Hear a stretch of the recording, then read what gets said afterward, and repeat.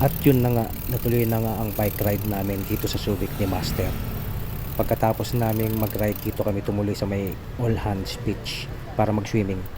Napakasarap. Ang lamig ng tubig pag mga bandang 9:30 hanggang 11 o'clock. 700 nga pala ang entrance, pero since tinanong kami kung kami ay athlete, athlete-athletean lang naman kami, ayun, binigyan kami ng discount, 500 na lang. Nice. Wala akong masabi dito sa Subic. Well respected na ng mga siklista. Pag may mga nag-o-overtake, hindi kami pinupusinahan. Pag nag-overtake sila, at least mga 1.5 meters ang layo sa amin. Kaya kudos sa Subic. Mukhang mapapadalas ako ng bike ride dito sa Subic. Kumbaga hindi ka mag-aalangan. Unlike sa Manila, pipinahan ka, etc. etc.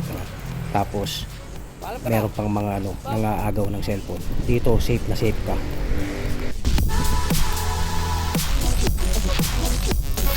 Prepare for takeoff.